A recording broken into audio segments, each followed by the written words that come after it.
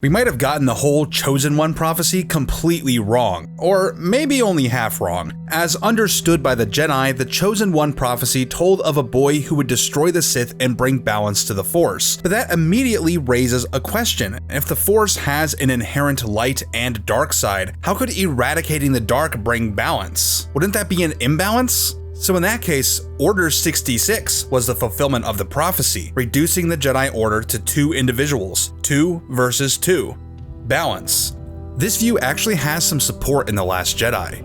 I warned my young apprentice that as he grew stronger, his equal in the light would rise. Apparently, the will of the Force is that there is a balance of Force users, Snoke and Kylo, Luke and Rey. And of course, by the end, we're left with a new balance, Kylo and Rey. That made a lot of sense to me, but I actually took the idea a little further. What if balance doesn't refer to the number of Force users, but using the Force at all? Both Jedi and Sith are kind of freaks of nature. They can impose their will on the natural order and invariably use this power to rise to the top of any hierarchy. The Jedi had their hands in the pockets of the highest levels of government, and eventually the Sith were the highest levels of government, and normal, everyday people simply had to go along with it, and they couldn't hope to compete with a Force user. After all, a Force user is better than a normal person in every conceivable way. There's a massive inequality between your everyday person and your everyday Force user. They are themselves an imbalance. The Jedi Order might stand for what is right, but they achieve these goals by exploiting the inherent fact that some people in this galaxy far, far away are born objectively better than other people.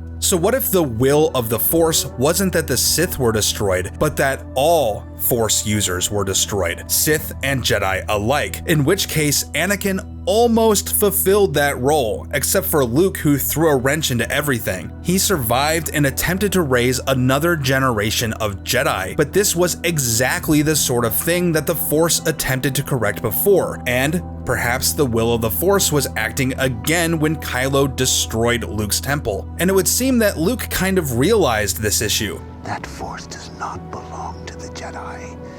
The balance of the Force isn't found in the Jedi-Sith paradigm. The balance of the Force is nature itself, and the Jedi and the Sith operate outside of nature, which makes them both an imbalance. So can true balance only be achieved when the galaxy is rid of all Force users? Or maybe balance can only be achieved when everybody is a Force user. Now that would make things crazy. But what are your thoughts? These are all just my ramblings, and I'm sure that somebody can counter them with equally well thought out ideas. I'd like to hear about them in the comments. But wow, has it been a crazy few days. I'm sure that a lot of you noticed that my channel was down for a good 2 days or so, apparently due to a terrifying technical glitch that marked my channel as spam. But I'd like to thank everybody in the community who came together to make things right. You guys are the most important part of this channel, and I can't thank you enough. Thanks for believing in this channel, and thanks for watching, and I'll see you next time.